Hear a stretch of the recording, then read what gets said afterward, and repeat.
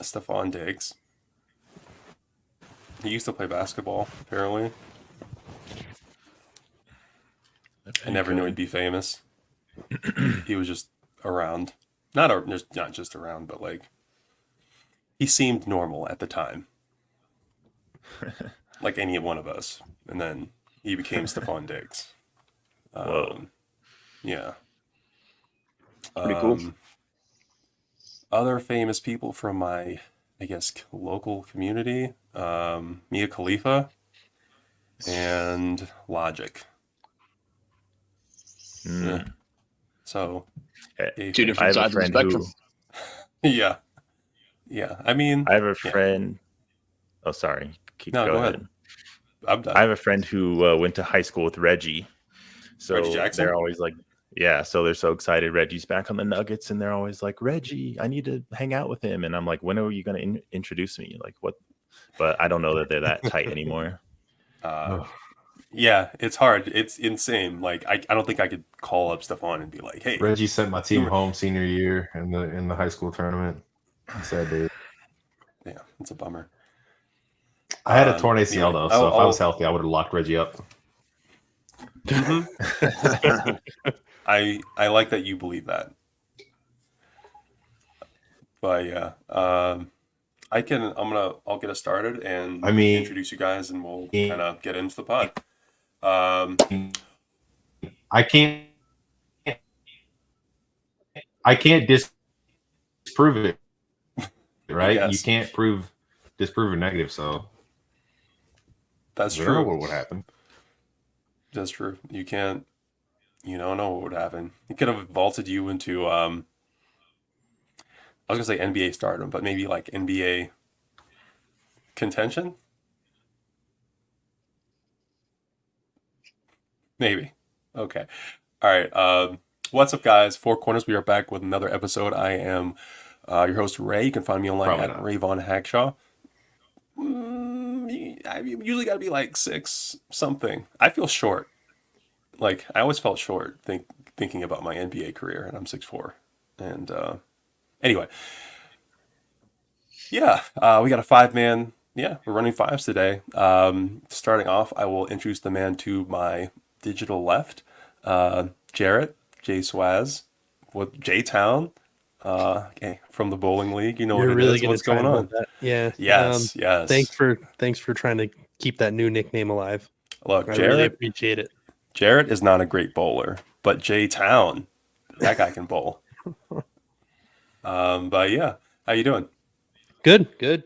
Hanging in there. Sunday morning. It's feeling good so far. Cool.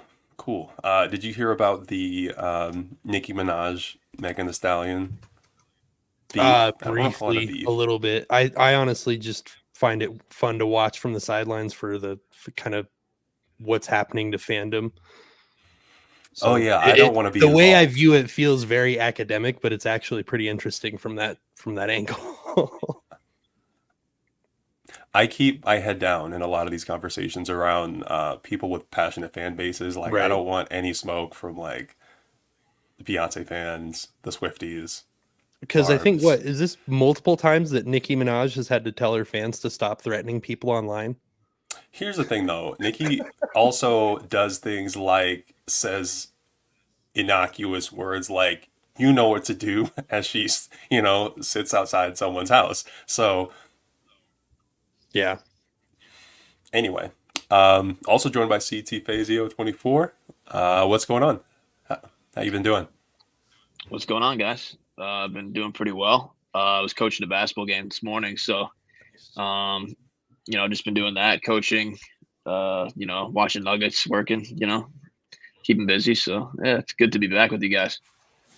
Nice. How did you get? I'll word it this way. What is your favorite part of being a coach?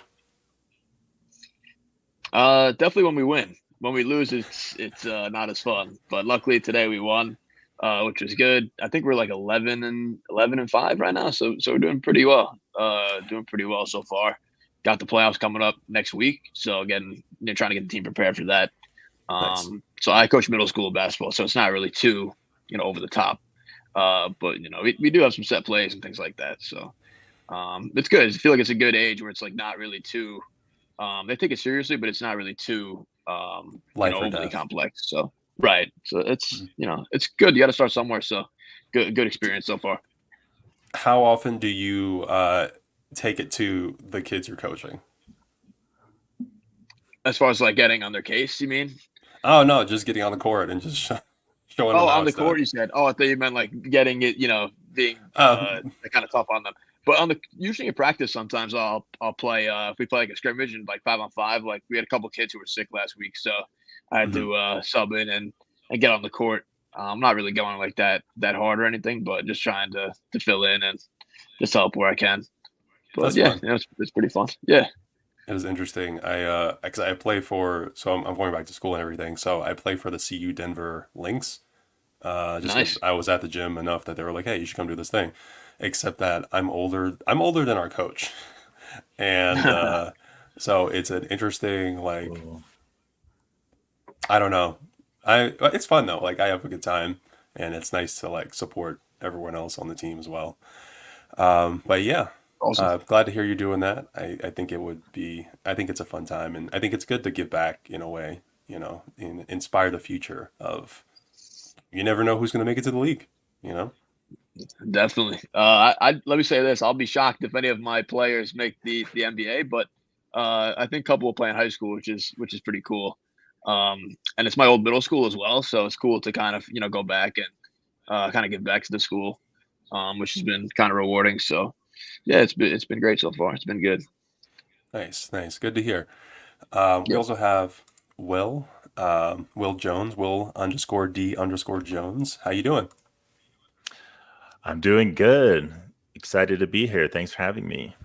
Yeah, it's good to meet you. Good to have you on the show. We enjoy your Yeah. takes from a distance, so it's good to um, meet the man behind the PFP, Behind the as it handle. were. Yeah, Yeah, behind the handle. behind the PFP. And Yeah, it's good to meet last, all of you guys. for sure, for sure. Last but not least, we have Peter, Bucket since '88. Um, hope you're doing well. I don't know, it's been like, we always talk about the weather. I know this. It's been like 65 in Denver, so I hope your weather is not also terrible.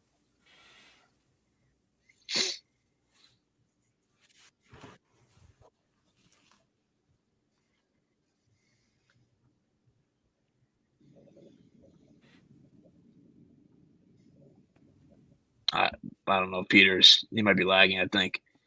Possible. It's possible. I'm hoping he'll like catch up and just start talking, but it's cool. Um, he's a little frozen also. So,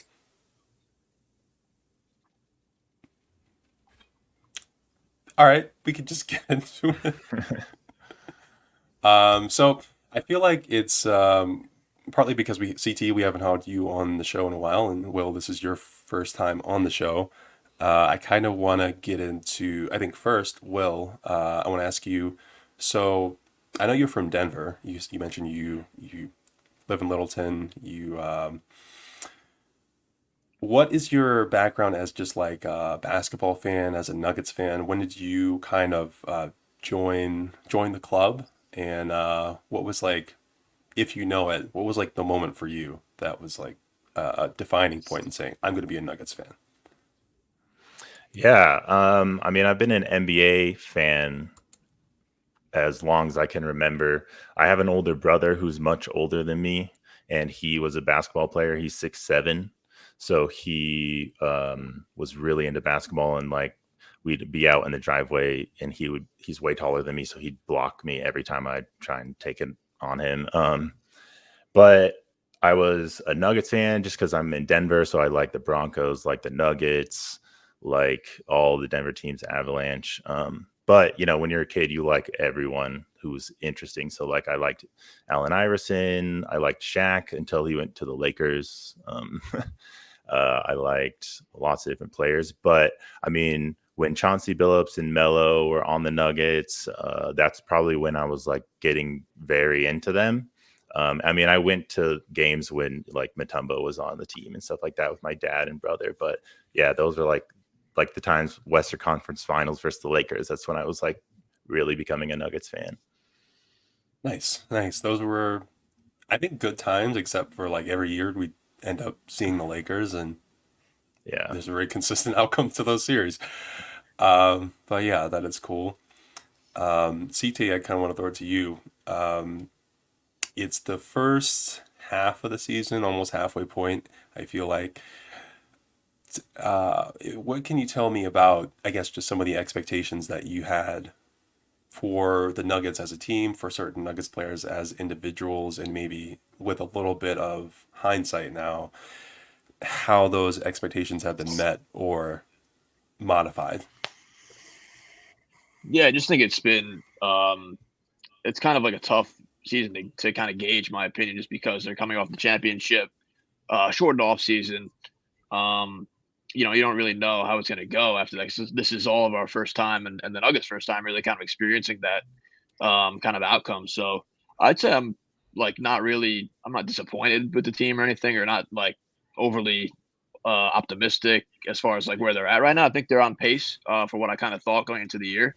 Hmm. Um, I don't. There's like a lot of things going on as far as like the bench lineup that people are kind of like overreacting to, in my opinion. Like Christian Brown's development. It's for me, like if I could like pinpoint that specifically, I just think a lot of people are just had way too outlandish expectations for him.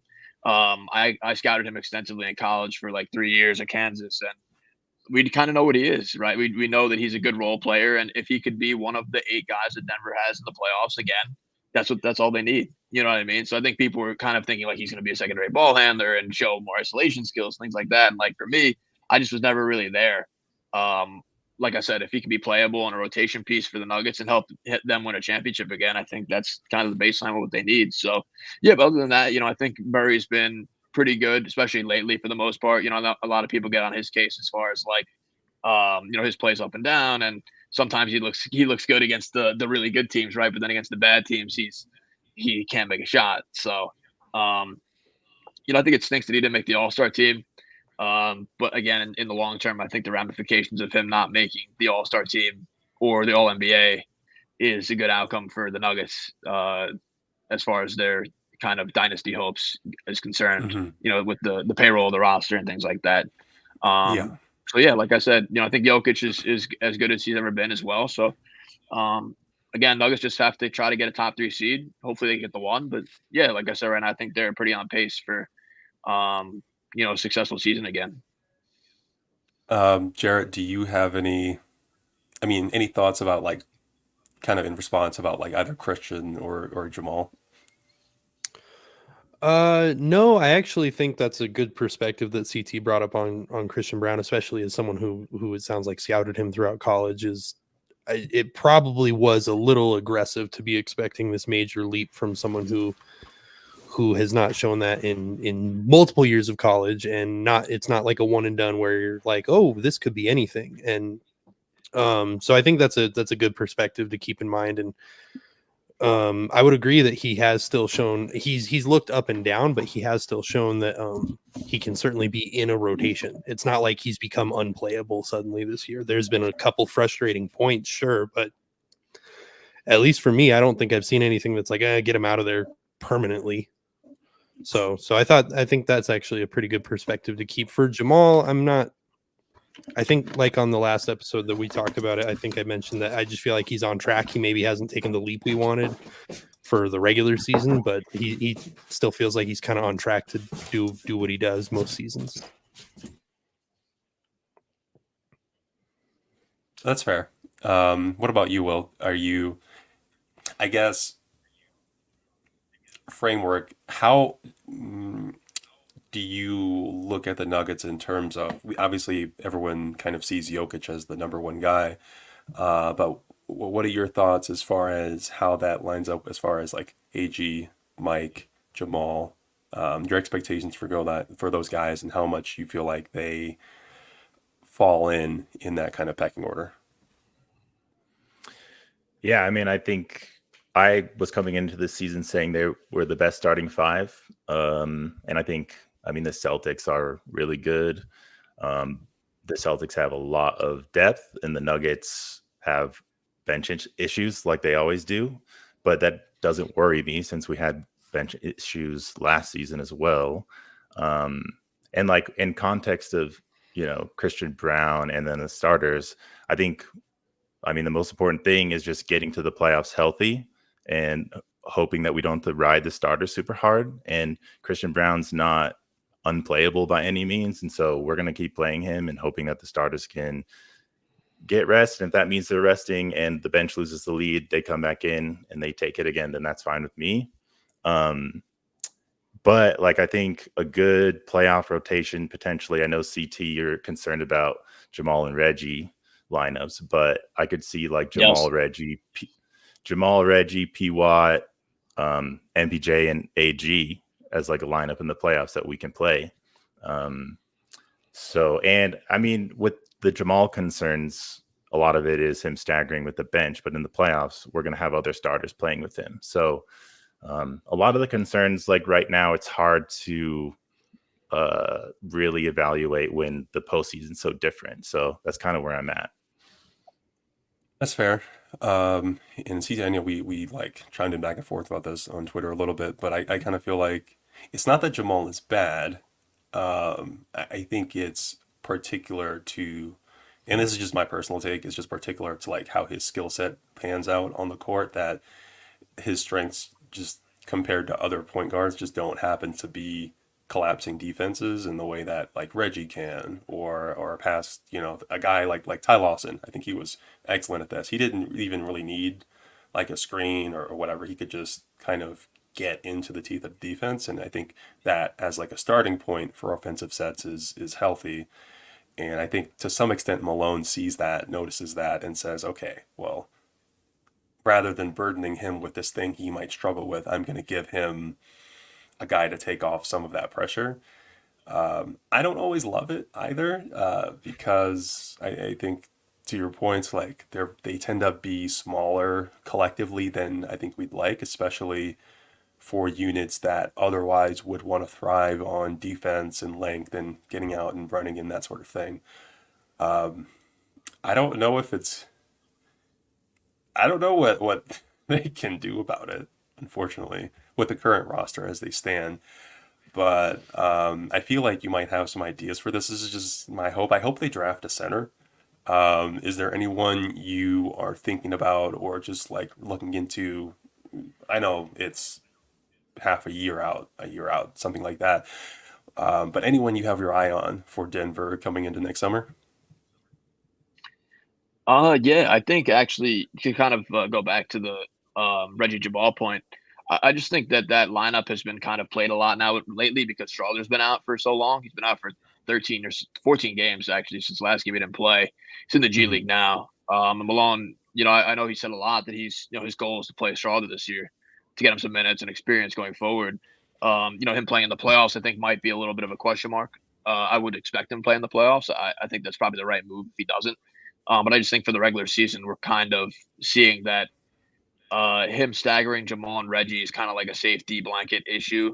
I can't say I agree with it because I just don't like the idea of playing 2 point guards together who are undersized. And like we saw last game, like Scoot Henderson went off for 30 points, and he's statistically one of the worst players in the NBA this year.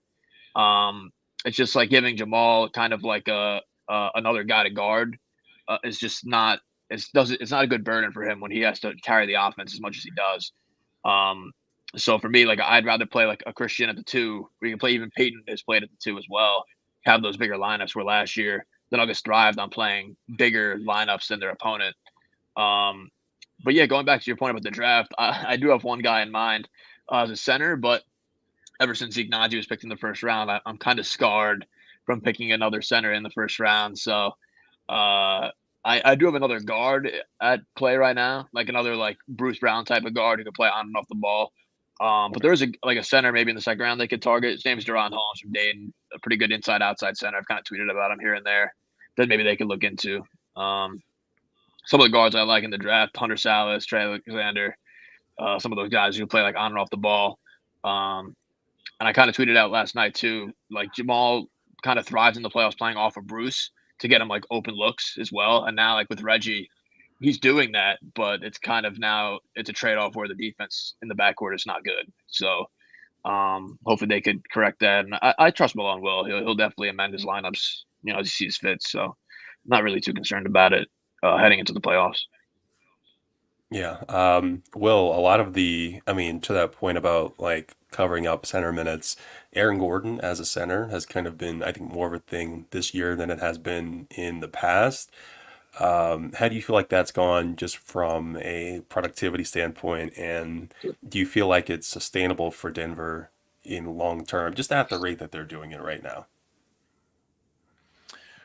I mean, Aaron Gordon sometimes is injured, so I'm just hoping that's not going to be tough on his body coming in and playing that a lot. But I love seeing it. I love seeing him play the five. It's entertaining, and he's good at it, and he's good defensively with it as well. It can be one of his like better defensive positions, even though it's like we've seen him be guarding wings, and he can like switch out on the perimeter too. So, I mean, we know how versatile he is. I just love, I just like that we can rely on it in the playoffs, because even when we have these more traditional bigs, we're not playing them.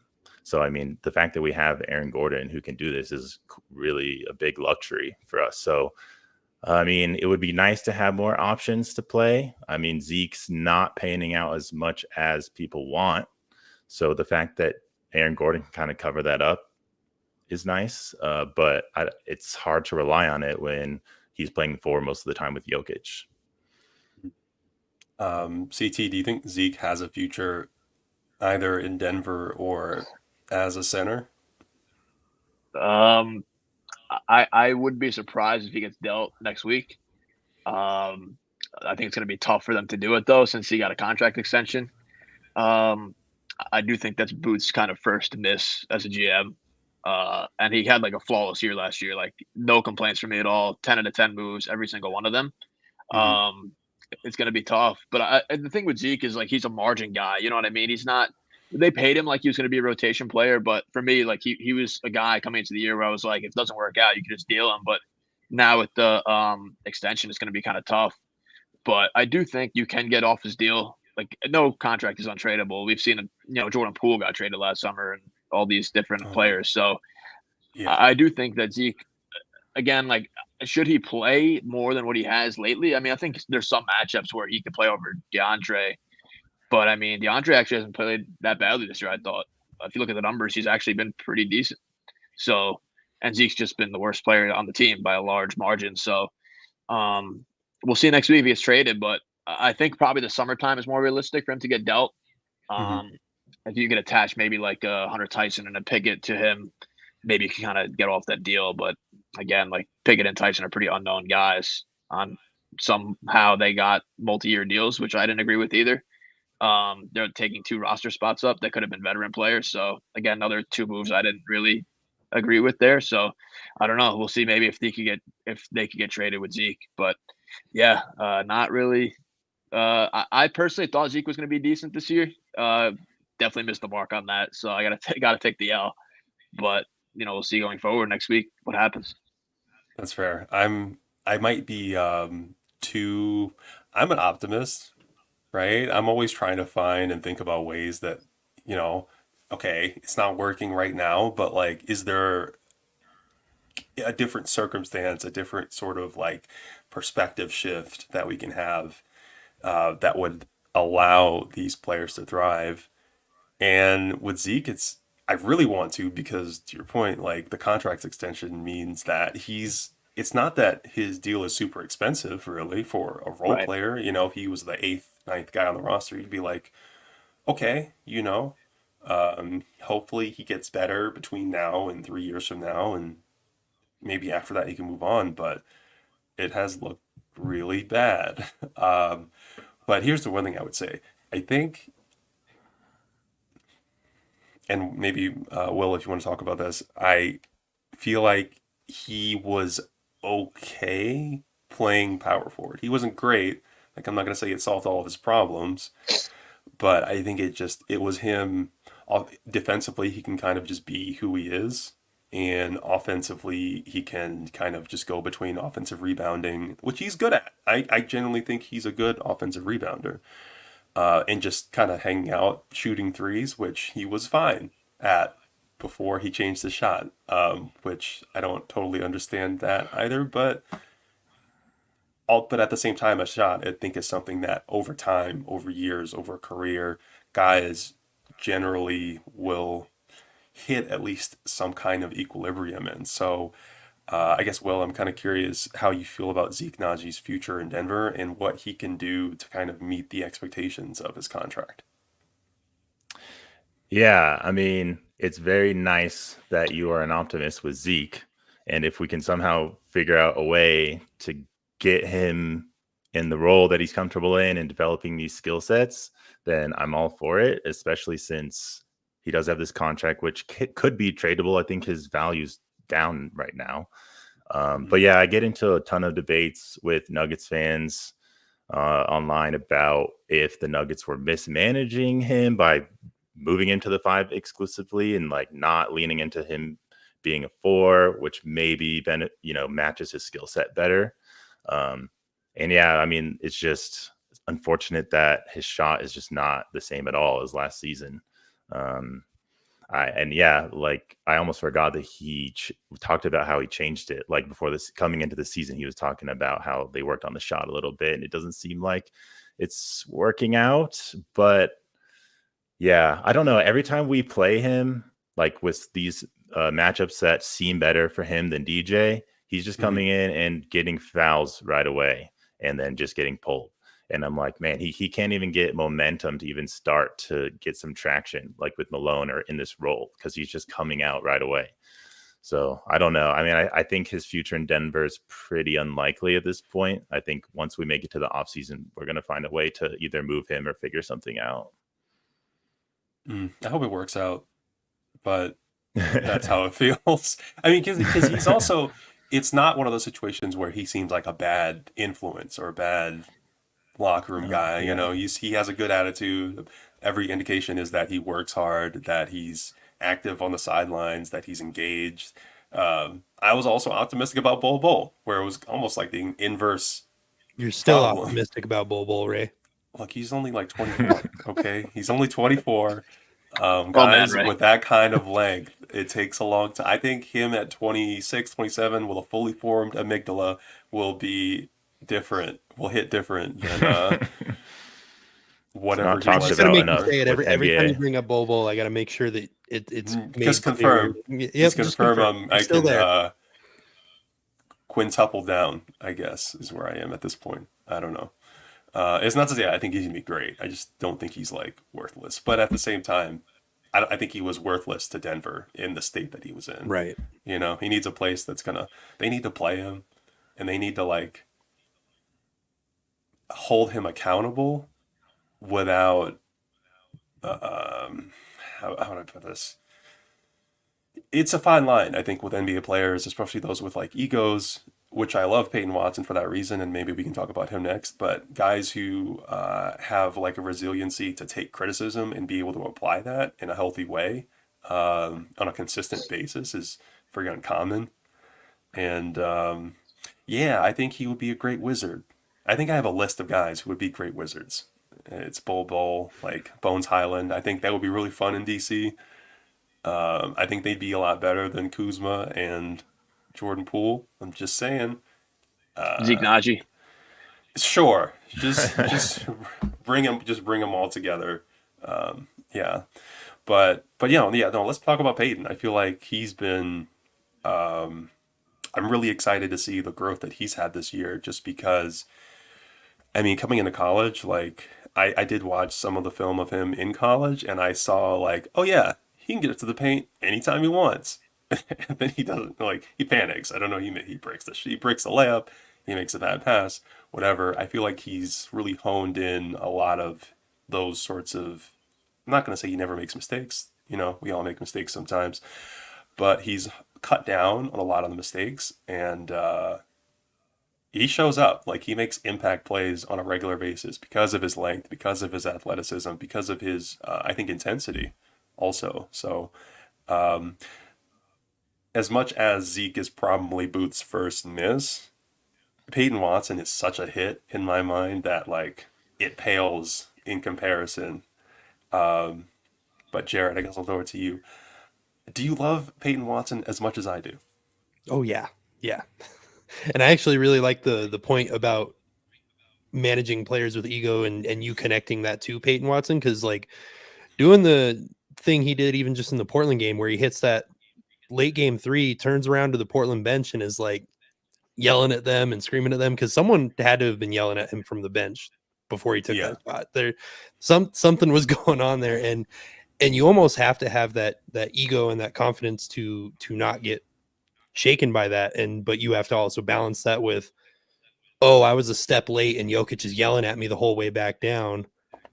Let me not, again, in same but different circumstances, not get rattled and be able to take that criticism and apply it quickly, because this team doesn't have time to unfortunately work with a Zeke who could be a 3-4 year project even from now of building that confidence and building those reps and understanding where you need to be and what you need to learn and how quickly you need to do it. And that's really been the most impressive part of what Peyton has done, is just how quickly he's been able to absorb and apply the information he's been getting. And I think we even discussed a similar thing on the last episode. And then Jamal Murray came out in a press conference after I can't remember which game, one of the first games, earlier games this week, and said that that's the biggest thing, is he can hear it and do it and apply what they tell him.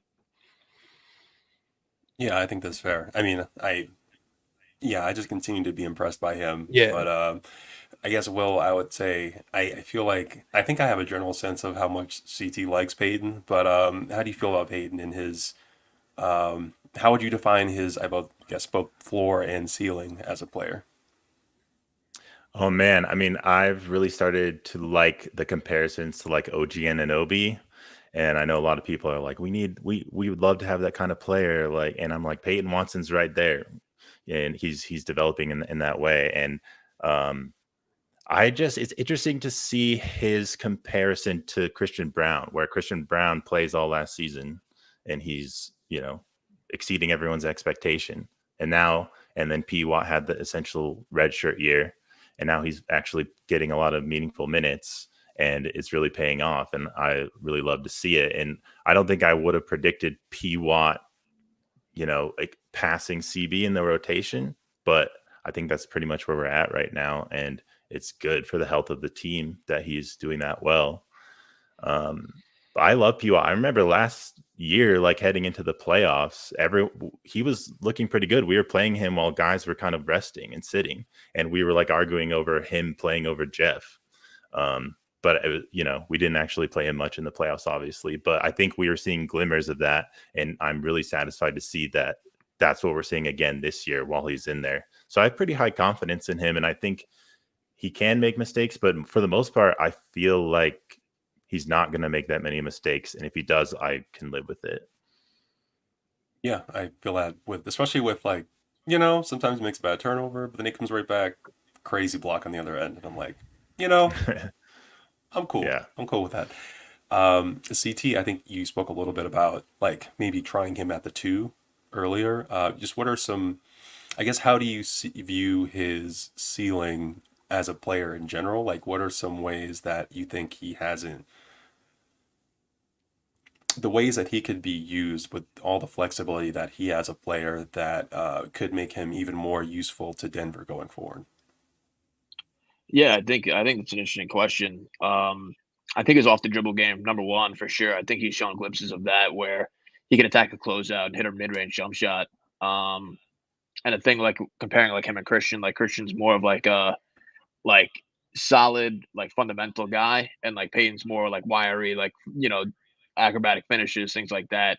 But yeah, I Mhm. think Peyton, especially at the 2, I think that poses like a really, really dynamic lineup for Denver where you're playing like guys who are your smallest guys. Jamal is 6'5". You have Peyton, MPJ, AG, and that's like a really, really athletic and dynamic kind of forward tandem next to Jokic and Jamal. So I think that could cover for a lot of their kind of defensive deficiencies. But yeah, I think with with Peyton, you just have to really like the idea that Booth kind of hit on a guy at pick number 30. That's like really rare to do, especially for a contender. So, and it's kind of cool how they've kind of modeled his game after AG as well. You know, he's plays the Nugget spot a lot. Guy who's screening and rolling, passing the ball, you know, catching lobs and things like that. So I think you got to be excited about his potential, but then also kind of his production right now. So definitely a lot. I think a lot of good stuff in store for him. Future All-Star? Depending, it's depending on his chance of being a starter, which I would say maybe once KCP kind of declines in a few years. I've seen a couple of people kind of throw it out about like him like supplanting FBJ, and I just don't see it because Mike's just too dynamic of a shooter, and his ability to complement the two-man game is too important in my opinion. So, but like in a couple of years, if KCP declines, I wouldn't say an all-star. I don't know if he has that high of a ceiling, but definitely a good starter for sure. That's fair. I also think about like his and AG's contracts almost line up pretty perfectly. And I know it was mostly due to foul trouble the other day that he got in AG's place instead of Mike's place just for the first time. But I really like Right. that look. But yeah, I would be really interested. I've always been, I think if anyone's like listened to the show long enough, I've always been an advocate of just cumulative length on the court, and watching him next to Mike and AG together around Jamal and Jokic, I think that would be a really interesting experiment, especially for teams that KCP maybe he doesn't necessarily have the. There are certain matchups where I don't feel like KCP has someone necessarily to shut down, Mhm. and it's not to say that he can't still contribute. He's still a good shooter. He's still good. You know, I think he's a solid ball handler and all these other things. But I think, especially maybe you're playing a team like the Lakers. You know, I think that's a great example of a team that with not a ton of point guard, shooting guard creation that you're really worried about, where maybe you would appreciate a little bit more length on the court, and you could get that through Peyton. I think a So Clippers yeah, matchup too. yeah, they have so many wings. They're right up there with like how many wings can we collect, and they're basically like Exodia with like they're just like I have all of them, and I'm just gonna anyway. We'll see. Um, is that a team that CT? Is that a team that you think about as far as like who Denver really has to contend with in the West? Yes, I think them and the Wolves. OKC, Hmm. I'm not really scared about just because we saw the other day the Nuggets almost beat them without Jokic. I just think the Nuggets when they have like their playoff intensity, they can really like they have a lot of advantages over OKC, especially Jokic. Hmm. But the Clippers are tough. You know, they have James Harden, I think, really kind of aided in their on their team. You know, as far as being a point guard, being a setup guy, as another shooter out there. To kind of have like three dynamic options in that way is kind of tough. And then the Wolves, obviously, with the two big conundrum, that's another kind of problem as well. So I think those two teams are probably the biggest threats right now. I think that's pretty fair. I probably feel like the Clippers is number one for me as well, just because they are a team that's like very experienced, very well suited to matching Denver's like size and length. They don't have a Jokic, Yep. but they do have bigs, and I think that's like about the best you can do. Where OKC, I do feel like while they might be very skilled, they might be really talented. They do have so many players and so many picks and options and all these sorts of things. Step one is that you need the size, the weight, the strength to contend with Jokic, with AG, and after those guys, Mike and Peyton and all that, all the rest. So Well, and Ray, can I just add on in there on the Clippers matchup? One of the things that was consistently unlocking that matchup when the Nuggets play that I felt like was Jokic could get Zubats into foul trouble, and then they had no options. Now they got Plumlee and Tice, who aren't exactly defensive shutdown bigs, but they got six it's not fouls. it's not game over as soon as Zubats is in foul trouble anymore. Right? Exactly. Hmm. Yeah. As someone who collected a lot of fouls in his play and clear, I feel that. So just real quick to that point, like it kind yeah, of I was reminds going me to of ask. like 2020 in the bubble Lakers. Like they had Dwight and I Right. think they had JaVale, right? And they were just throwing them Yes. at Jokic. So now it's Hmm. like the Clippers. They have these two guys. I don't know how Lou's gonna play them. Like if we end up seeing them, but having bigs to just throw out and foul Jokic, we'll see. Yeah. So Peter, I hope you're back. I hope we can see you and hear you well. I wanted to ask you a little bit about I mean, the dynamic we're kind of talking about is teams have really honed in on maybe a best point of focus for contending with Denver in finding a big who can play positional defense, hold him off long enough that some second big can come from the weak side or come from somewhere else on the court. And, you can never stop Jokic, honestly, but bother him. As the season has progressed, where do you feel the biggest threats in the league are coming from? Especially from that perspective. We were talking a little bit about the Clippers, but also about Minnesota. Yeah, I think Minnesota has built their team in a way that they're kind of worried about the Nuggets more than anybody else, which makes sense. But I guess they still have a lot of questions to figure out offensively. I still think that the Clippers are a bigger threat right now. It's kind of interesting. It's like I think the Clippers matchup, Jokic would have a better series, but the Clippers would probably have a better chance to beat Denver, whereas Minnesota's like better prepared for Jokic, but I don't know if I'd fear Minnesota as much just because one, they don't really have the top end players the Clippers do, and their offense just has kind of hit a rut lately. I mean, they've had some kind of bad losses. They lost to the Hornets and they lost to the Spurs recently, so we'll see if they turn it around. But Minnesota's still got a lot to prove.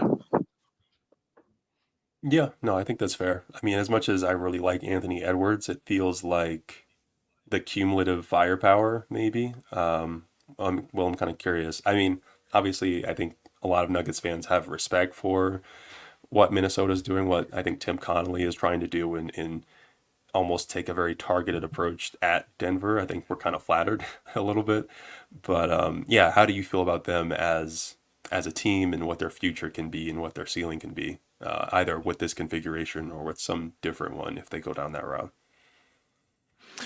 Yeah, I think they're doing really well. I think that Gobert trade all of a sudden doesn't look like the worst trade of all time. It's working out pretty well for them, and Ant is amazing.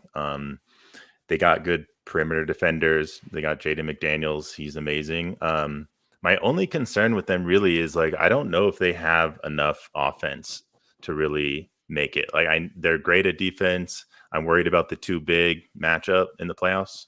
But I just worry that they're not high enough in their offensive output to really get over the top. Unless, I mean, Ant and Cat can go off. I don't know if they're going to do that for 4 series. But they have options. I thought they were going to maybe trade Cat going into this season because I didn't think the Wolves are going to be as good as they are. I thought everyone was kind of on the Cat and Gobert pairings not working. So, but seeing Cat kind of buying in and like being a really good role player in what he's doing is really putting them over the top and getting them in a high seed and winning a lot of games. So I definitely am very worried about them, and it seems like they have a bright future. Yeah, no, that's fair. CT, I want to ask you as kind of a follow up. I've been getting there's this. I think there are two schools of thought in the NBA historically that like one is that defense wins championships or not. Like as Jason Williams might tell you that it doesn't.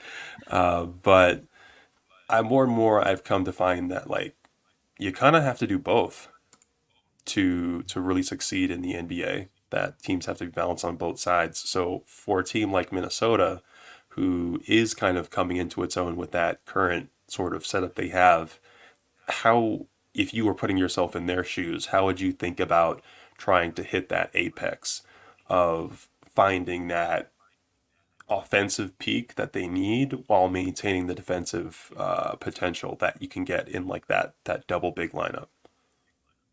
I think it's tough for them. I mean, it's. I think Anthony Edwards probably has to have another couple more years of experience in the playoffs.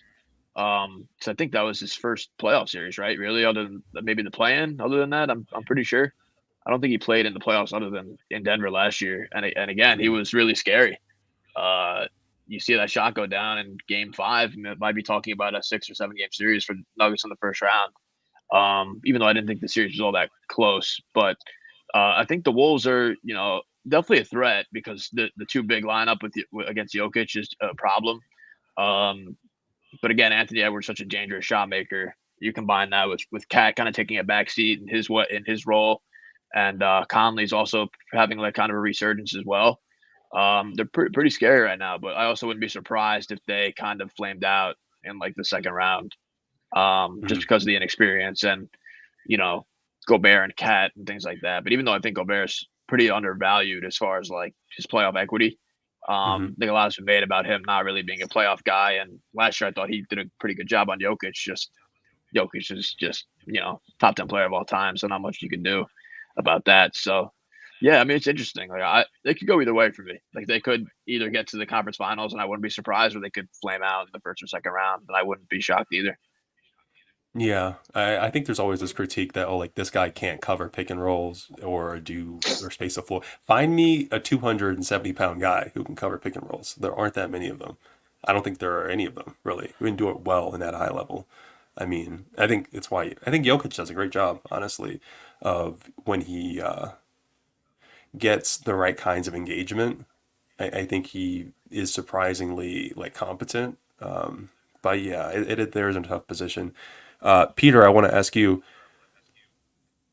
talking about this balance, do you feel like it would be the best thing for Minnesota to kind of stay the course with Karl Anthony Towns, or do you think it would be, I mean, it's hard because they are winning right now, but do you think it would be best for them long term if they moved on from Karl?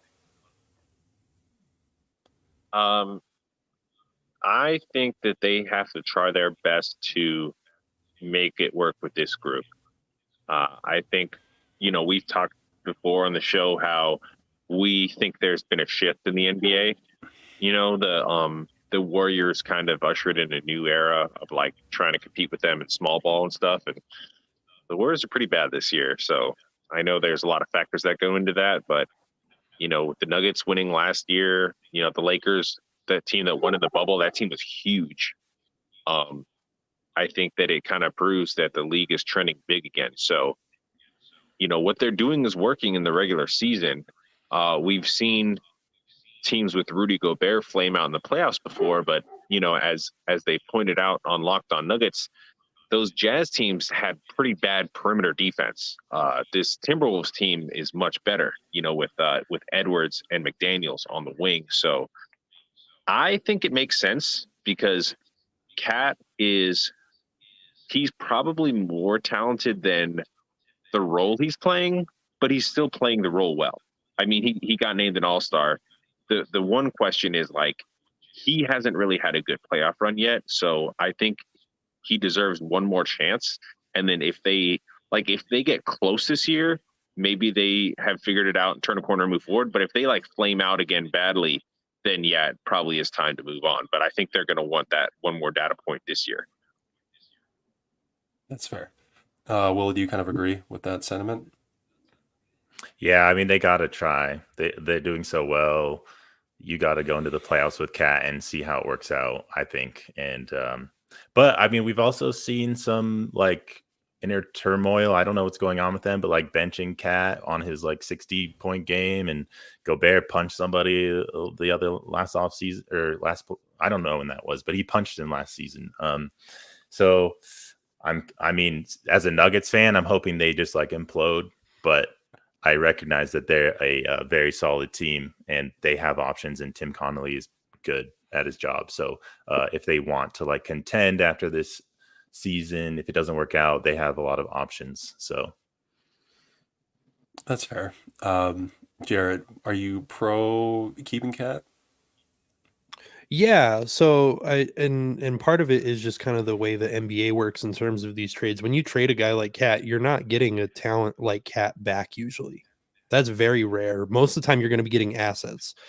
Mhm. So especially with the Timberwolves already having all their picks out, they're pretty capped out.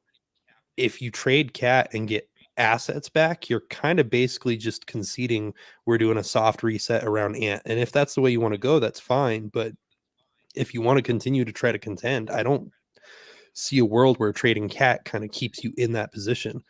And my fear with the Cat and Gobert pairing was more about Towns accepting the you are definitively the secondary guy. Hmm. Less than necessarily it working, because last year, if you remember, Cat missed the first 25-ish games or so. He was out for quite a while to start the year. He lost like 30 pounds right before the season started. And then it sounded like we've seen reports this year come out saying Gobert was way more hurt than he let on the whole year, and that's part of why he didn't look as good. So I mean, the fit seems like it just needed some time, and maybe they knew more about that than we did at the time. But getting Cat to accept this role has been the biggest surprise of this year, and I think it's been huge for them. And I don't think that's something you can really just get rid of and find a better fitting replacement. If that makes sense, it's not. It doesn't really work that way. That's fair. I will say I can't help but feel like because of the ceiling I kind of see on the team, if there was another perimeter player who, not Jordan Poole, like not, not some clear downgrade, but someone who I think could help them compete at a high level, and you could find like another big who just fits. They don't have to be Cat, but if they can continue to play that style of having two bigs, especially Well, they've got against Nas Reed right there if they want to go Cat light. that too. Um, but always good to have more. If you can Right. bring back another one of those guys, I think I would keep my eye open. But mostly, I agree with you. If it's not a great deal, Ray, I got a name for you. Would you Okay. trade Cat to the Nets for Mikal Bridges? Do you think that would make the Timberwolves better? Yeah, I probably would. Okay, interesting. I disagree. It depends. Like, what are you? Is this like Cat and picks? Like, it depends on who wins. But CT, why do you disagree? I just think then, especially if we're talking about the Nuggets perspective, I think the Nuggets would it'd be an easier matchup for them just because the no double bigs. Right. Cat's not a good defender, but he's also tall, somewhat athletic. And we saw last year, Jokic was able to dominate the matchup, but he had to work a lot to really kind of create advantage on offense. Put Bridges in that starting lineup next to McDaniels, I think that's pretty easy for Jokic to kind of manipulate, in my opinion. And I think Bridges is a good player. I just think that he's a little overvalued, and I think the defense has pretty slipped off a little bit. I'm from Jersey, so I watch a lot of Nets just because they're on the local channel. So, Bridges for me. They're my Wizards. I get it. Really, they're Wizards. For me, like I don't know if that would be. I'm just talking from a Nuggets perspective, especially. Maybe they're better against other teams. I think that's possible. Like the Clippers matchup, maybe that'd be better because you have McDaniels and Bridges to throw at some of those guys. But in the Nuggets matchup, I think Jokic and Murray is dominating that. That's an interesting trade, though. Interesting trade scenario, though, Peter. I'm kind of thinking about it in a sense of like, okay, now you still can you play Nas Reed and Bridges together and still play McDaniels? If you do that, maybe like that's where my head's at. But I don't think Ant has enough playmaking and point guard skills to run that yet. That might be what CT is talking about, where like 3-4 more years of experience, and maybe he's there. Maybe so, but I'd be interested. That's the kind of it. I wouldn't totally slam the phone. I'll say that. But yeah, speaking of Gobert, Frenchman not being healthy, y'all heard about Joel Embiid's knees? I haven't. I haven't been. I've not been talking about this endlessly. No one's ever had That this topic is conversation before. still going on Nuggets Twitter for when was the game that he was in Denver? Was it last weekend or the weekend before that? Last It's Saturday. been a while. Last Saturday. 8 It was days last ago. Saturday. Yeah.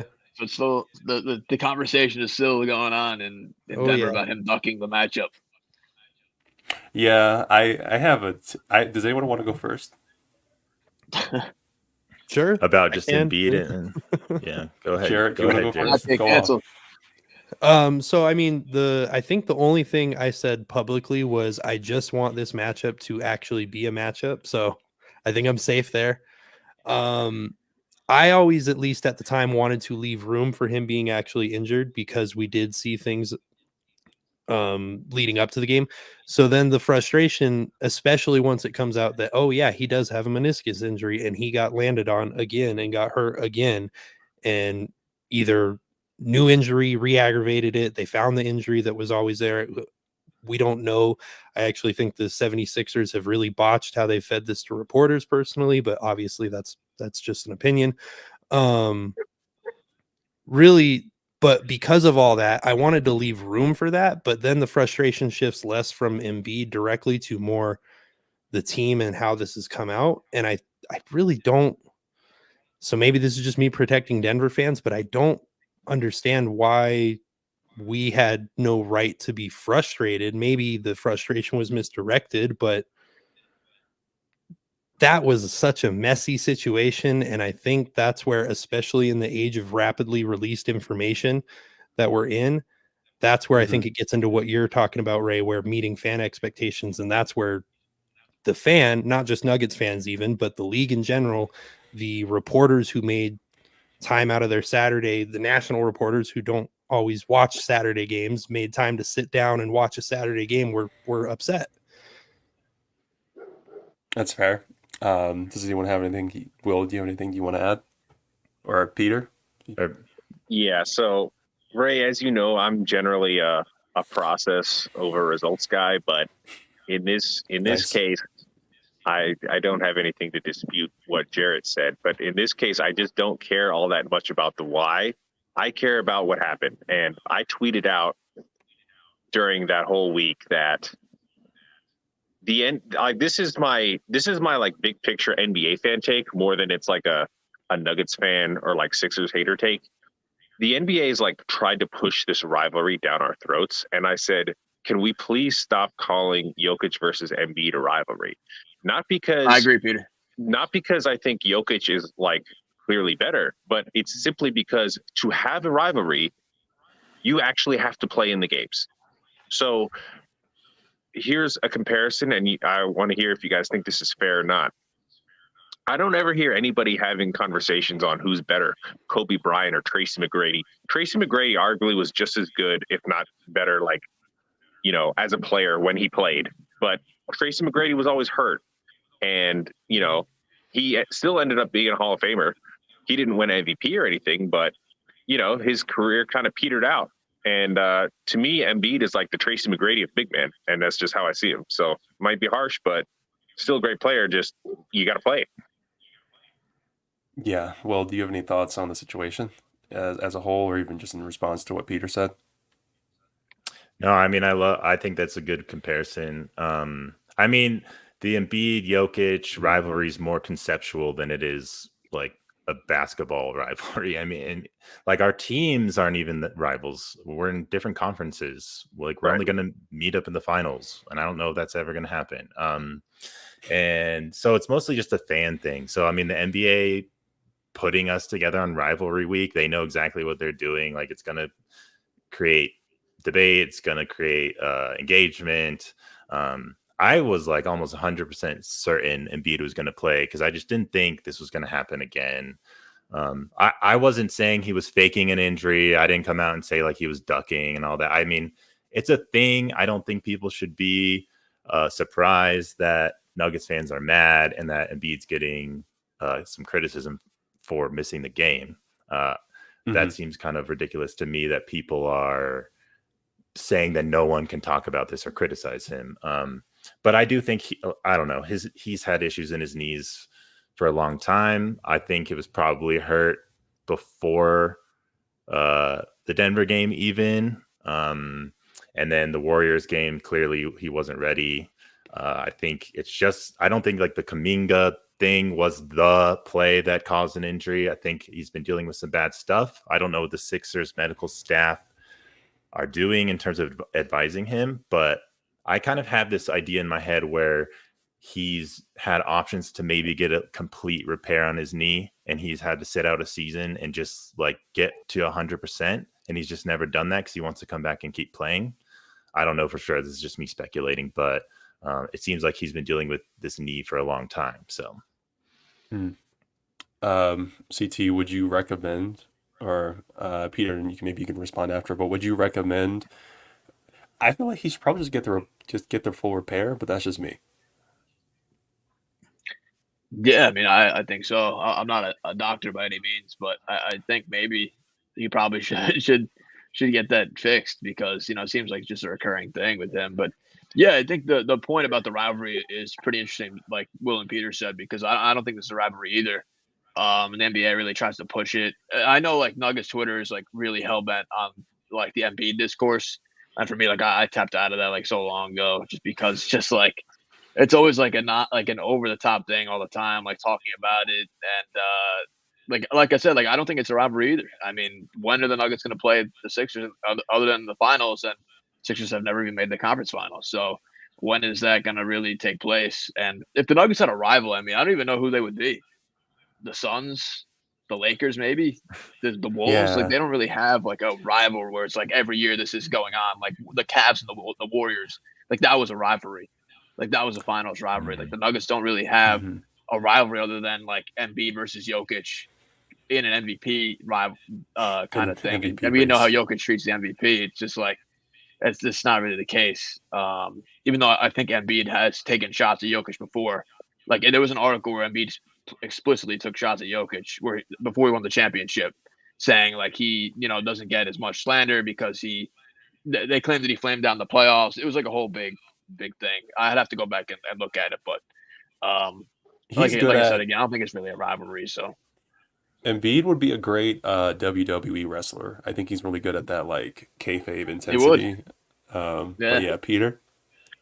Yeah, I just want to say my last thing on this is I have no evidence, but I really think that Joel Embiid wants this to be a rivalry. We've seen him go back and forth with a lot of other players before, but because Jokic is such a like mild-mannered, I'm just here to do my job, like, and super complimentary of Embiid, I think he kind of understands that like he just has to be complimentary back, otherwise he looks like a big clown. Like you see how hard he plays when he does play against him in Philly. And I respect that. I mean, I do love a good sports rivalry, but Jokic just flat out is not interested in it. And, in order to have a rivalry, there has to be hate on both sides, doesn't there? Generally. So And right, you can hate there you go. respectfully, but yeah. Right.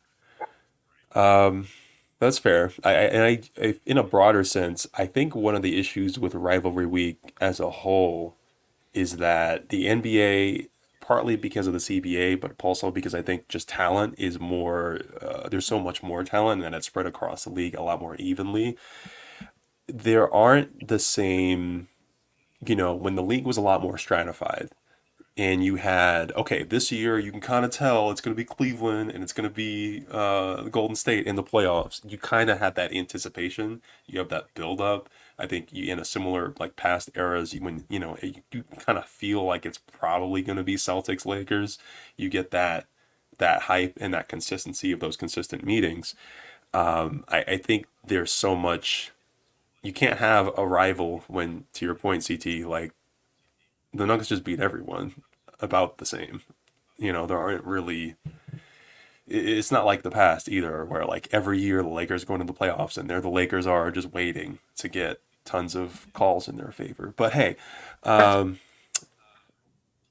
hope they can find a way to engender those rivalries a bit deeper and maybe I don't know how, but I do think it would be fun. As far as Joel Embiid goes, I don't really care. Like, I hope he gets healthy because I think good basketball is good basketball. But like, the opposite of love is not hate; it's indifference. And I'm very indifferent about Joel Embiid. I don't think we as a community like bullied him into playing necessarily. I think it's just how the alignment of maybe he sat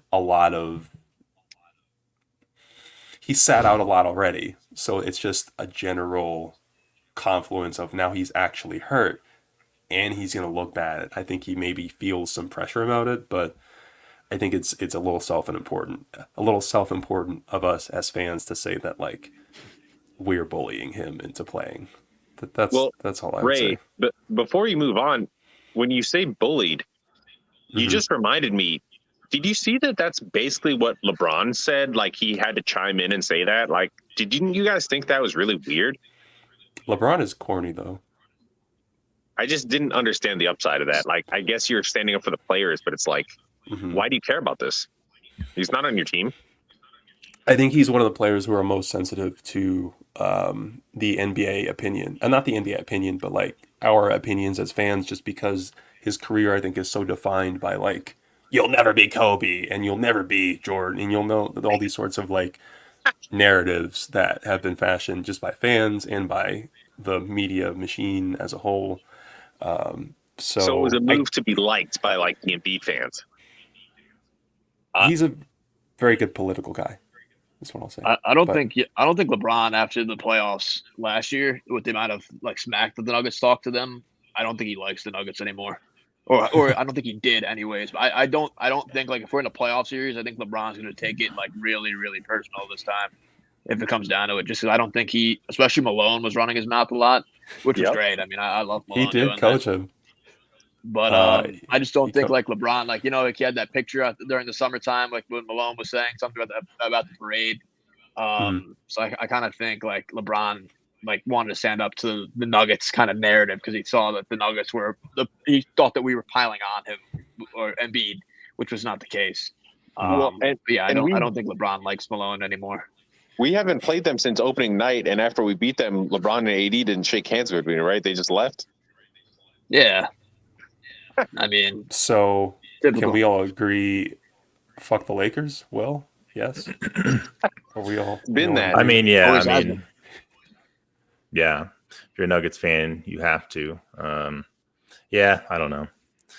I agree with that point that LeBron's probably over the Nuggets, and also the Nuggets are just like what they represent is everything that the Lakers are not. Like, I mean, they do not build through drafts. They do not like tear down and start over. They're just bringing in stars.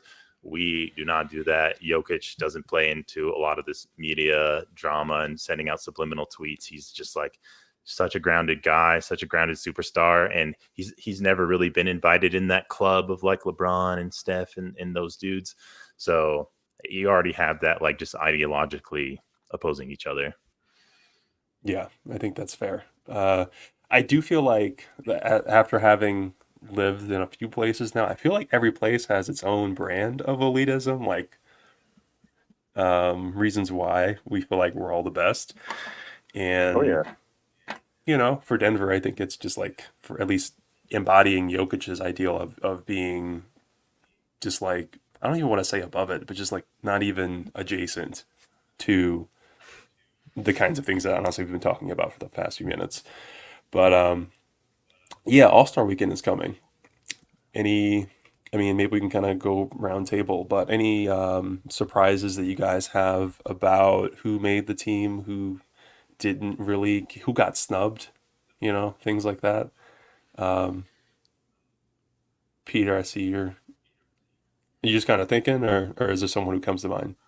I don't know. I didn't have like a major problem with it. I was a little surprised that Cat got the last spot over a guy like De'Aaron Fox. I guess the coaches really rewarded the Wolves for being in first place, but to me, like Cat is like you can argue whether it should have been him or Gobert on the Wolves. The Wolves they've got a pretty top heavy team, whereas the Kings, it's pretty much like Sabonis and Fox carrying them. So I thought it was sad that the Kings didn't get a representative.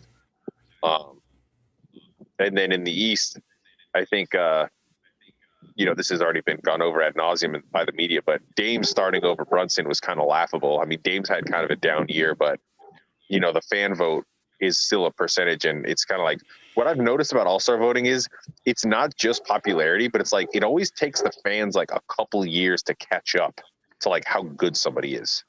Mm-hmm. I'm actually surprised the fans voted Halliburton in because he's been on national TV like twice. Yeah, but I mean, he's been so productive. I get it; it makes sense to me. But Yeah. yeah, it's interesting. I do feel like they have caught up to the moment. The like narrative momentum has been very fast for him. I think faster than some other players. But CT, I imagine I feel like you're a lot more adjacent. So I kind of actually want to give you the floor. So Jalen Brunson, why? I mean, I think he's had a better year than Dame. I think it's not even debatable. I think number one option on a Knicks team that's now like a game out of second place, and Dame's the number two option. His numbers are down across the board. His efficiency's down. I mean, everything's down. I just don't understand it. And Brunson for me, like we could talk about his playoff chances. Like I think that's different. Hmm. But as far as an All-Star game, I think there's no debate about it. And Trae Young getting snubbed too. I mean, that's just ridiculous as well, in my opinion, that he didn't get in the All-Star game. But yeah, I think Brunson, like no debate, should be starting over Dame for sure. But again, like Peter said, it's a popularity contest, and I'm kind of surprised though because New York is pretty, big fan base. So I'm Right, kind of passionate. surprised they didn't vote a lot for him and the fan vote. So I'm empathetic. My dad was a New Yorker. I I have to say, I'm always hesitant to believe in the Knicks. Can you sell me on the Knicks right now, real quick? I just think Brunson's probably like a top 10 player this year. I would say, if not borderline, it's close. But like what he's doing this year is crazy. The efficiency, and he's like his roster. Like if you look at the spacing, is just not even that great. I think the Hmm. Anunoby trade helps him a lot. I think that was a really good trade for them. And obviously Randall in the playoffs is, he's had his moments where it's not been good. But yeah, I just think the Knicks are going to be a tough out. I just think Brunson's that good at this point where it's going to be tough for teams to really guard him. And Hmm. like I said, Anunoby is like a good wing for them because they really didn't have a wing to put on other guys. You look at Jimmy Butler last year; he tore up the Knicks in the playoffs. You have OG Anunoby now. You could throw on a Giannis. You could throw him on a Butler. You could throw him on uh, basically any good guard as well. You have Josh Hart, who's pretty good, and DiVincenzo's having a great year as well. So I was actually at the game when Embiid, that news came out that Embiid wasn't playing in Denver, and I was at the Knicks game against the Heat. So that was pretty funny. But yeah, the Knicks, it's fun. They're a fun watch. Definitely, if you're in the area, I'd recommend go watch. Let's go watch them. It's a fun team to watch. But yeah, I think, like I said, Brunson. I just think it's his year where he's gonna like show in the playoffs that he's that guy. How far they get, I don't know. I mean, they won a series last year, which was great, but we'll see if they can kind of go past round two. Yeah, I want good things for the Knicks. They're very loyal fans, uh, and I feel like the league is kind of. I don't want to say the league is better when the Knicks are good, but like, yeah, that's kind of how I feel. I mean, I don't like James Dolan. He's not my favorite person, and I have a feel ownership is the most important thing in sports. But Will, I want to ask you. So, do you have any like all star? If there's one change you could make to the all star rosters, just given the power, would you? I don't know that I would change, like, besides the snubs that you guys brought up with like Trey Young and Brunson and changing those things. I would change. I just kind of wish the All Stars was more like All NBA, where it's like you're not splitting it up into East and West, and you're just like taking the best guys down the list. Hmm. Because I mean, the West is just packed, and the East, has a lot less talent. I mean, they still have really good players, but you would think the East would be more straightforward and who's going to be on the All Stars. But when you're starting to get to the reserves in the West, like there's some interesting debates there. So you're going to have players who are really good who are never going to make an All Star game. And that's kind of why sometimes I check out on it, because you have LeBron getting the second most votes or whatever. And I don't know that. I mean, he's amazing, but I He's mean, still AD LeBron, has a case for, yeah, but but AD AD's has a been case better. for being like a better season, and should he be an all-star starter in the West? I don't know, but yeah, I don't know. The whole thing's kind of silly, but people have fun with it. The game's terrible. They should probably change the format of the game. But That's fair. Jared, I will ask you that. Is there anything you would change about the format of the All-Star game given the power? The format of the game? Yeah. You saved that Or question anything. for me? I did. fix the All-Star Thanks, game. Ray. Fix No, the All-Star game. Go.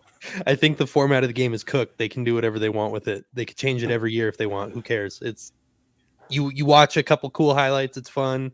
If you're not doing anything, you can throw it on. It's great. It's not a terrible watch. It's just not an engaging watch. So I mean, if you have it on, it's fun. If you don't, you don't. You're not missing anything because they're not trying.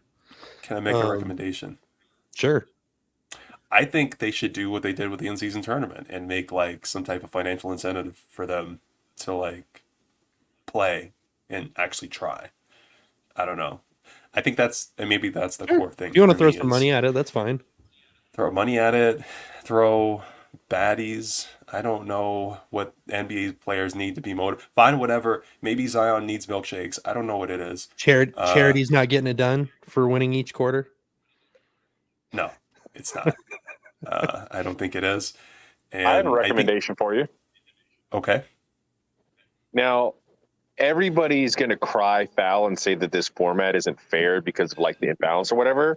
But if you just care about it actually being a good game, all you have to do is go USA versus World.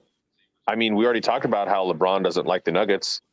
You're not telling me LeBron and AD and KD and Booker want to go up against Luka and Jokic and Giannis? I think that would be must-see TV.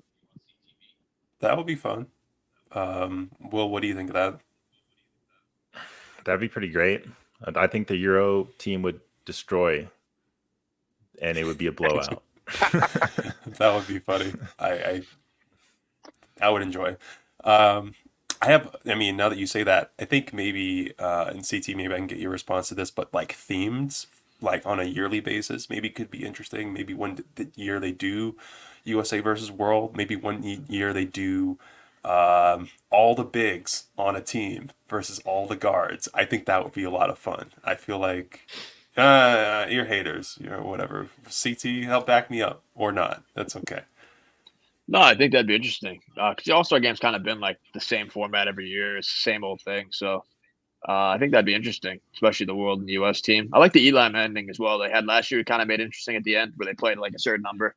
I thought that was pretty good. Kind of made it competitive at the end of the game. Okay, last thing I asked on the subject. Will you watch the All-Star game? CT, yes? No? Maybe a little bit, just if I have it Well, on. I am gonna watch it because I need to see how Jokic doesn't try at all. I need to be like on top of the what percent effort he's at. Over or Which is going to under be like 1%. over or under 5 shot attempts. Oh, I'm under. gonna go under. I think he's gonna score 2 points, and that's it. Over or under 10 assists. Under. I'm gonna That's go fair. under. Okay. He's gonna get a couple lobs. Fair. Peter, watch the All-Star game? Yes, no? If I don't have anything going on, I'll probably might have it on in the background, but yeah, I don't look forward to the All-Star game at all. Jarett? No, I try to take the weekend off. All-Star weekend, I actually do try to take it off from watching basketball. No, I also agree. I don't watch it. I don't care.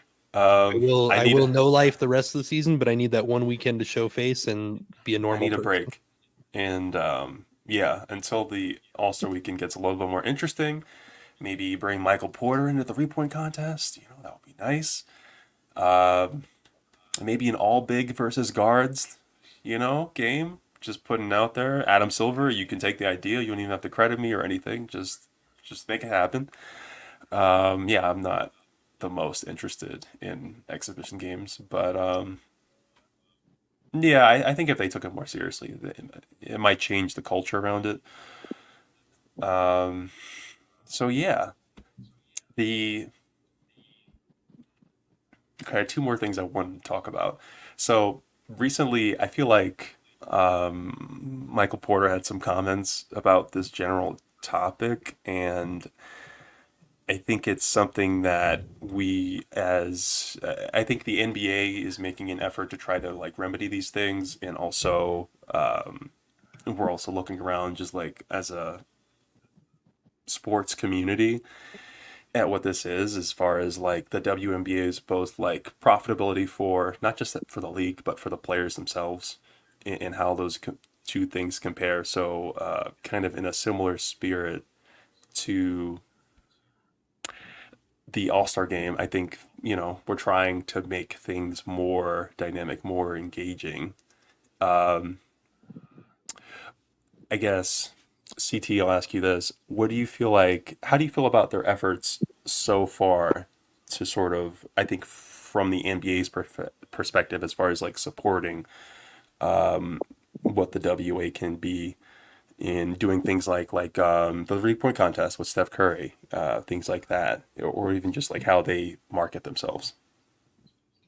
Yeah, I think definitely over the years I've seen more like visibility as far as them trying to include the WNBA and promote them more on marketing. For me, I'll say I'm not really too well versed on it. Like I don't really watch a lot of the WNBA. But I do see like a lot more promotion of it and like people like wanting to watch it. So Hmm. I have respect for it for sure. And to kind of chime in on like the MPJ portion of it that I saw, I didn't watch his interview that he had, but I saw like there was like an outrage apparently of like what his comments that he had on a Hmm. show or something. And I don't know. For me, like I don't. They were saying like that he was against the WNBA, and it's kind of weird to say because I think his mom played basketball at Mizzou. His sister, like all the sisters, played at Mizzou when he was there as well. Like I don't see him being like against it. Like I think that's kind of like a crazy stance to have. Like for people to say that he's like against the WNBA or whatever. I could be like missing the context of what he said, but I don't know. It seems kind of like an outlandish backlash for me from what I saw. Does anyone want to chime in? Well, he said that he's against them making as much as NBA players, right? I didn't see the full clip, but I believe that's A version of it, yeah.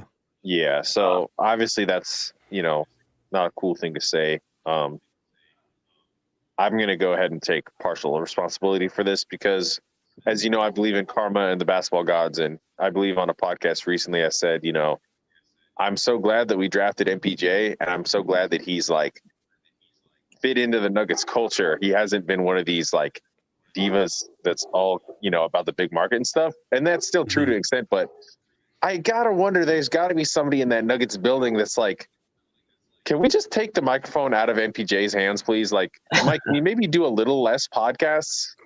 But you don't want to piss off your players either. So it's like, you had the whole Snapchat incident in the bubble, like saying, the pandemic and stuff. And I was just like, oh dear, and Mike's had a lot of strange moments over the years. So I can't defend this one. I still love him, but maybe he'll clear it up.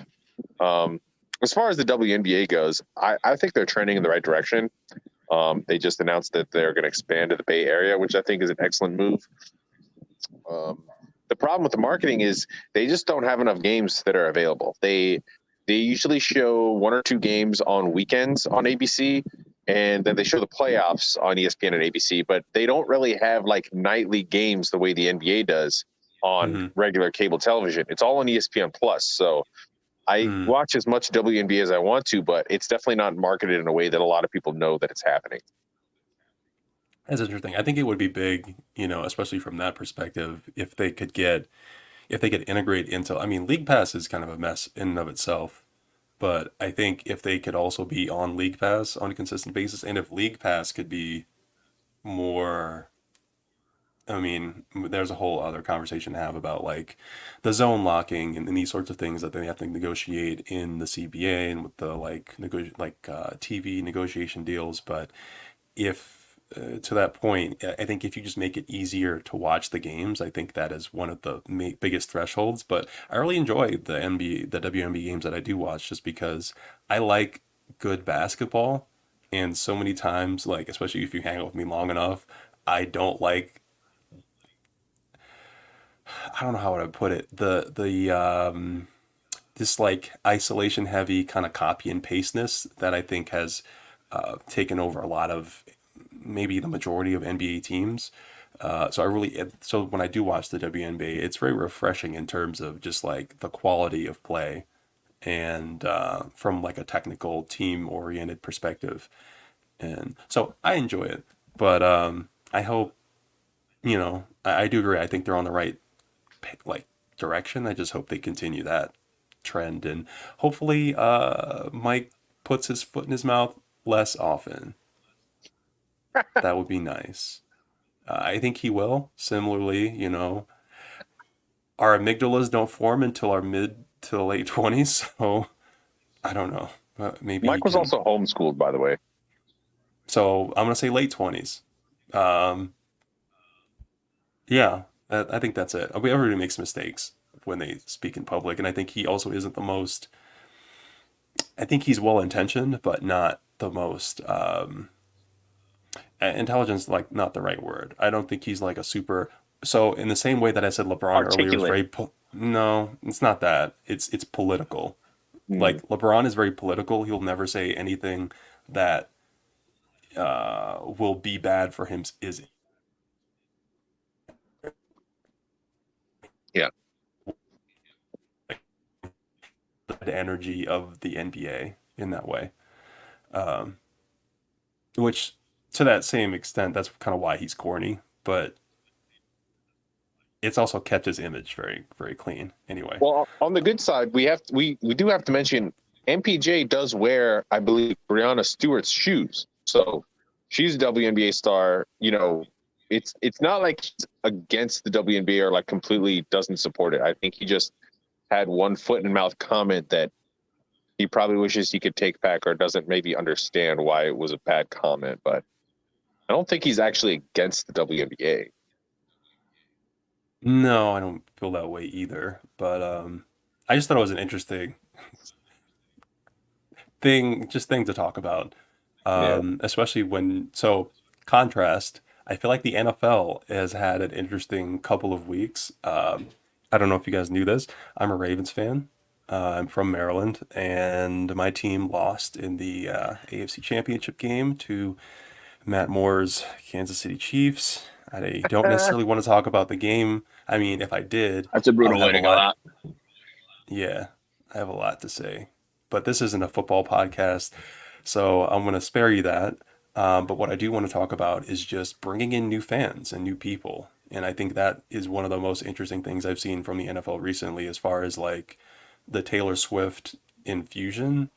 Not just the political drama maybe that is coming with that online, but I think it's what I really wanted to talk about was just how she is bringing in like a whole new demographic, I think, to the NFL in a way that, especially when we're talking about like other venues. I bowl kind of hopefully professionally this year, and it's not the most lucrative thing in the world. Or we're talking about the WNBA wanting to grow their fan base. I feel like what Taylor Swift has done is introduced an entire generation of young women who otherwise would not have any business turning on an NFL, game to watching football. And I don't know if you guys have anything you want to actually talk about it, say about it, but I'm kind of like intrigued by that idea as far as just finding ways to bring in and grow the sport and making it more popular.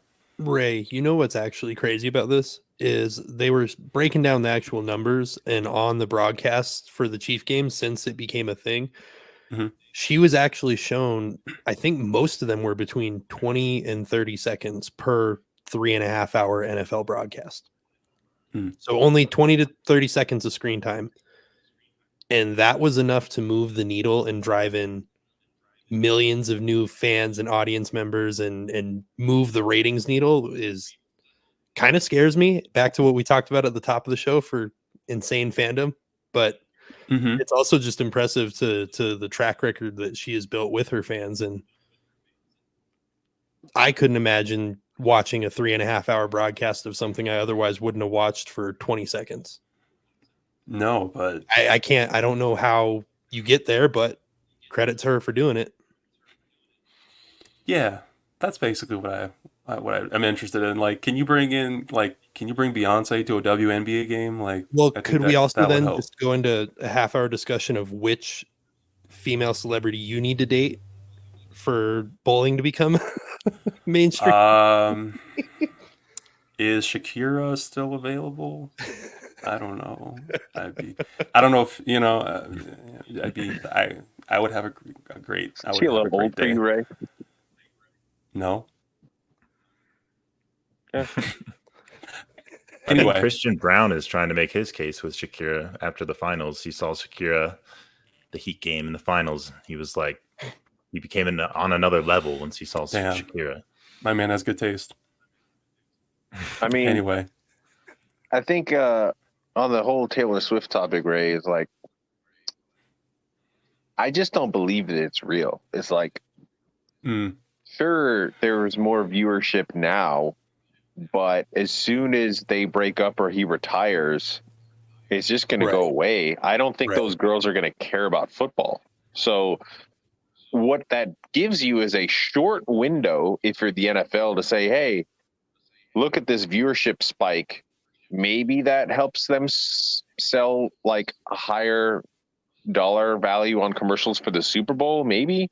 But as far as like, contract negotiations, that stuff's already set in place for next year probably. So unless she's like at NFL games, for a long time, it's going to take, I don't see like the financial impact of that, and obviously I'm not saying there's going to be 0%. Like, I'm sure there'll be like one or two Taylor Swift fans that'll be like, oh, football's not that bad. And maybe they'll become football fans, but I don't feel like this is going to be like a cultural shift.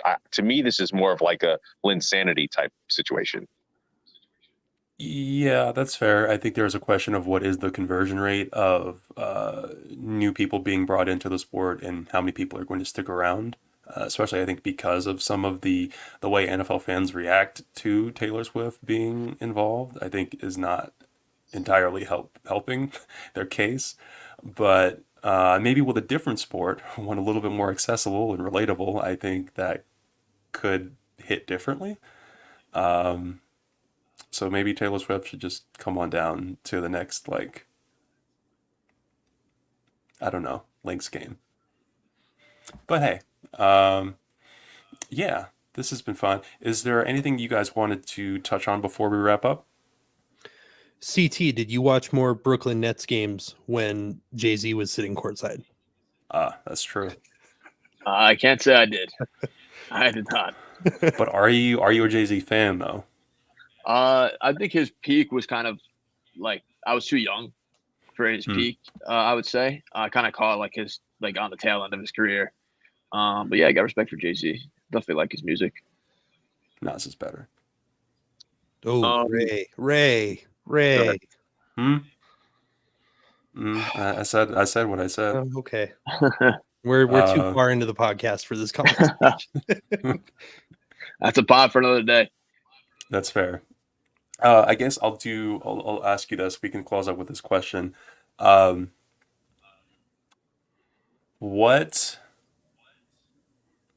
What celebrity sitting next to you could get you to go to a Lakers game? CT, I'll start with you.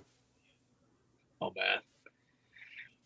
I'll probably say Derek Jeter is my favorite player growing up, so probably I'd say him. That'd be pretty cool, I think. Okay. I was a big baseball fan growing up, so Jeter's cool. Yeah. I'm like a massive movie person. That's like what my background is in. And so if I was in LA and going to the Lakers game, I want Paul Thomas Anderson there. I'll sit next to him and talk to him about movies and all that jazz. It's probably my pick. Okay, cool. I can respect that. I just saw The Killer last night. It was a pretty well shot movie. Yeah. The David Fincher. Yeah, it was a good one. Unique. Yes, the ending also. Have you seen it? Before I spoil the ending? I have.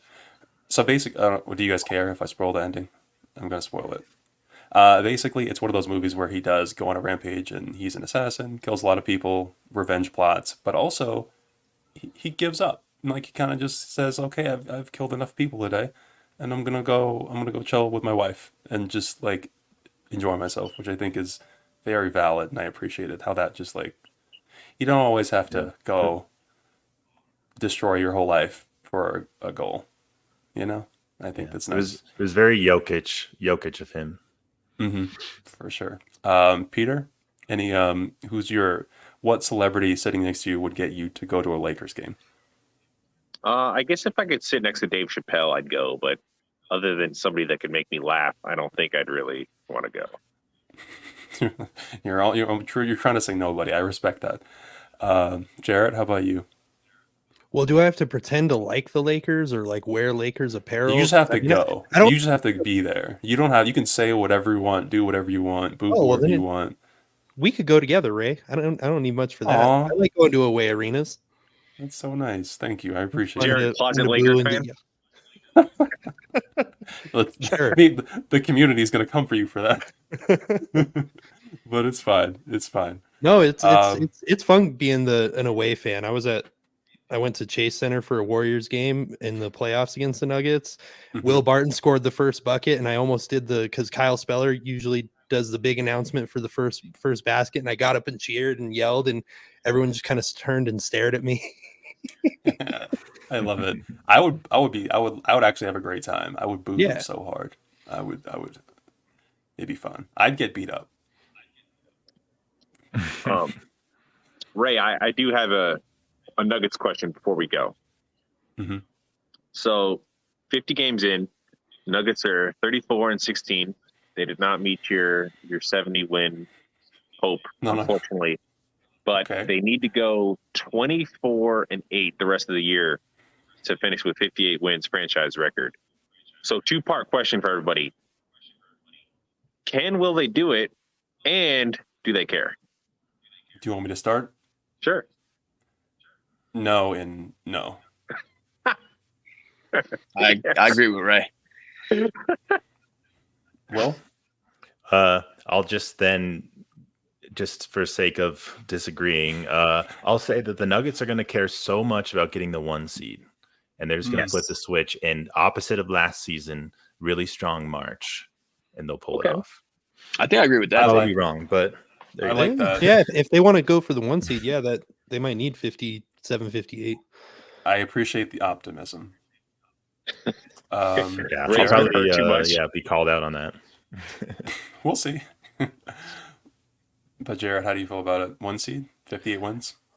Best team of best Nuggets team of The all only time. thing that would keep it alive for me is how healthy, knock on wood, the starting group has been this year. I think keeps that a little bit alive, because really that's a lot of it when you're a contending team, whether you're 1, 2, 3 seed or whatever, top 3 seed is Mhm. health and how long you can maintain that. And really, I believe the Nuggets still have the easiest schedule remaining now that they've gotten through their tough stretch, right?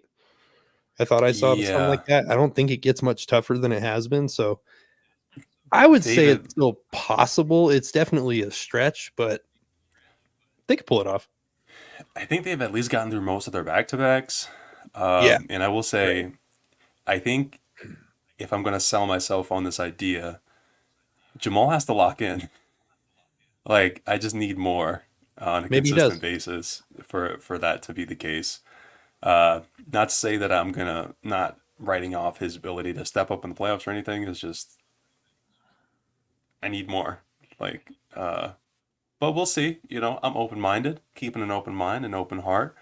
Obviously, I want Jamal to succeed, and I want the Nuggets to succeed, and I think that's what it will take. I think Mike is pretty consistent. You know, AG's pretty consistent. KCP's pretty consistent about what they do and how they do it. Some games better than others, but they do what they do mostly. But yeah, if unless you guys had something to add, this has been, I don't have the episode number. We're almost 109, 110, something like that, as far as episode count. But yeah, if you made it this far, we really appreciate you listening. You can find me at Ravon Hackshaw. You can find CT at CTFazio_24, just off the top of my head. Will at Will_D_Jones, Peter at Bucketsons88, Jarrett at J Swaz. See, Swaz. Jay But yeah. Swaz. Sorry, you should change the No, J you're good. Town. J Town. Let's go. Wow, going public with it. Yeah, we're public with it. We bowl. So what it is we bowl in a Vola Lake on Monday nights at a Bolero, the Cherry Creek one. Will, if you know it. Oh yeah, for yeah, sure. we've won a couple leagues so far, and we're hoping to win a third. Nice. It's Yeah, just Good 'cause of luck you, to Rick. you. Nah, you guys help. I couldn't do it alone. Anyway, You might be able to. I could do it with like two of me, maybe, but like that's fine. Anyway, Oh, wait, Ray, I actually have one last question for Will. So, yeah. Will, you're old enough to remember like the awful Nuggets teams of the late 90s, early 2000s. Once we got Melo, the team was much better and there was more excitement, but I don't feel like those teams connected with Denver as much as this Jokic era team has. I'm just curious, like, are you surprised at all that, in the last like 5 years that there's been so much enthusiasm and just like culture shift? Because I keep hearing from everybody like that visits Denver, they're always shocked at like how much Nuggets gear is around. Cause like, that's something I've still never seen. I left Colorado in 2009 and it's like, is it really just like everywhere now? There's a lot. Yeah, I see it a lot. It also helps that the Broncos are terrible. That's so That's terrible. definitely something. I mean, the Avs are amazing. And I think a lot of Avs fans are also Nuggets fans. But I mean, Jokic is just like a unique player and he's like very humble. And I think it's easy for fans to like him and draw them in. Right. If you're been a Nuggets fan since the Melo era, you're going to be like, Melo got me into the Nuggets and you're going to like respect him. But if you're just coming in, Jokic is really exciting and interesting, and we are successful and we're winning the title. So I'm not surprised that like a lot of people are enjoying the Nuggets in Denver. Yep. Yeah, I feel like we're on Exciting the times. up and up. Yeah, and the Broncos are really terrible, so that really helps, especially now that the season's over. Yeah. For me, it was Ty Lawson actually when he dunked on the Lakers. That was like, okay, That was dope. I'm in. Yeah, and he's from Maryland, so I was like, okay, this is better than being a Wizards fan. Even yes, the Nuggets had been bad for like a while, but the Wizards never win anything. They never. I mean, anyway, I don't want to extend the show. So thanks for coming, guys. Everyone who's made it this far, and we hope to see you next time. For CT, Will, Peter, Jarrett, and myself, thanks for watching, and either one Nuggetsy. We'll see you next time.